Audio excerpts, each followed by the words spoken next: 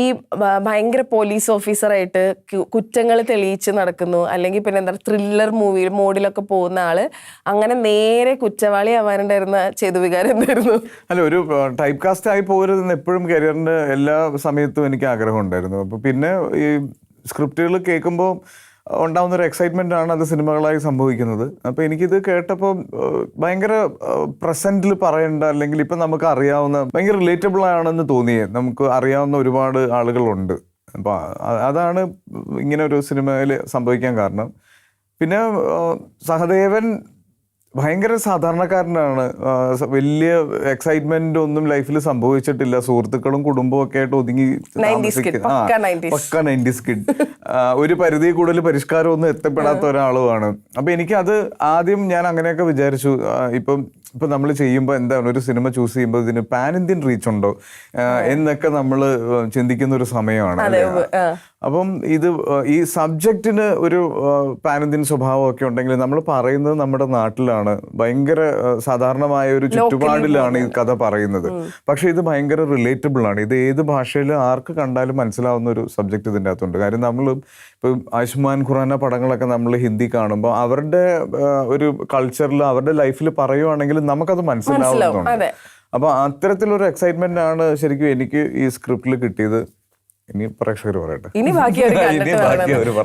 ഇതിന്റെ ടീസർ കാണുമ്പോ ജഗദീശേട്ടന്റെ ആണല്ലോ വോയിസ് ഓവറാ പോകുന്നത്. അതിൽ മൊത്തം ജഗദീശേട്ടന്റെ ശബ്ദമാണ് കേൾക്കുന്നത്. അപ്പൊ ഞാൻ നോക്കുമ്പോ ലുക്കിൽ ഭയങ്കര വ്യത്യാസം വന്നിട്ടുണ്ട്. അതായത് ഈ നമ്മൾ പണ്ട് കണ്ടിട്ടുള്ള നമ്മുടെ വീട്ടിലെ വല്യമ്മാവനൊക്കെ ഉള്ള ഈ ചെവിയിൽ രണ്ട് സൈഡിൽ പൂടൊക്കെ ആയിട്ട് എങ്ങനെയാണ് ക്യാരക്ടറൈസേഷൻ വന്നത്? അല്ല, ഈ ക്യാരക്ടർ എന്ന് പറയുമ്പോൾ ഞാന് സേതു എൻ്റെ അടുത്ത് വിളിച്ച് പറഞ്ഞു, ഈ സിനിമയെ കുറിച്ച് പറഞ്ഞപ്പോൾ കഥ ഡീറ്റെയിൽ ആയിട്ട് പറയാം, വീട്ടിൽ വരാം എന്നൊക്കെ പറഞ്ഞപ്പോൾ ഞാൻ പറഞ്ഞു, ആരാണ് ഇതിൽ വേഷം കൈകാര്യം ചെയ്യുന്നത്?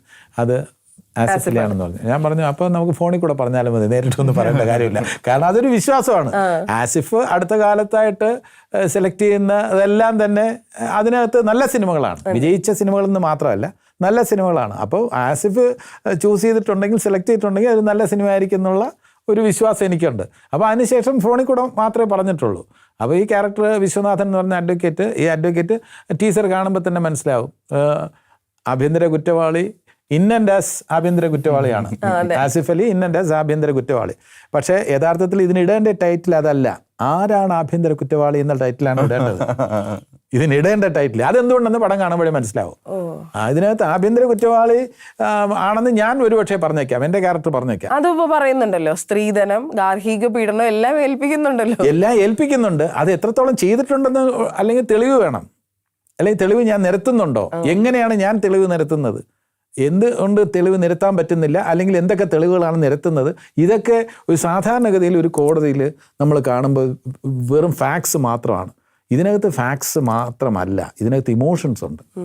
അയാളുടെ മനസ്സ്, സഹദേവൻ്റെ മനസ്സ്, സഹദേവൻ വന്നിരിക്കുന്ന വഴികളിലൂടെ അയാൾ സഞ്ചരിച്ചിട്ടുള്ള ആ വഴികളിൽ അയാൾ അനുഭവിച്ചിട്ടുള്ള പ്രയാസങ്ങൾ, ഇതെല്ലാം പ്രേക്ഷകർ ഏറ്റെടുക്കുന്നതാണ് എൻ്റെ വിശ്വാസം.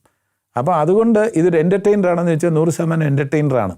പൊട്ടിച്ചിരി മാത്രമല്ല എൻ്റർടൈനർ. നമ്മളൊരു സിനിമ കൈകാര്യം ചെയ്യുന്ന വിഷയങ്ങളിൽ നമ്മൾ ഇൻ ഡെപ്ത് പോയി കഴിഞ്ഞാൽ അത് എൻ്റർടൈൻമെൻ്റാണ്.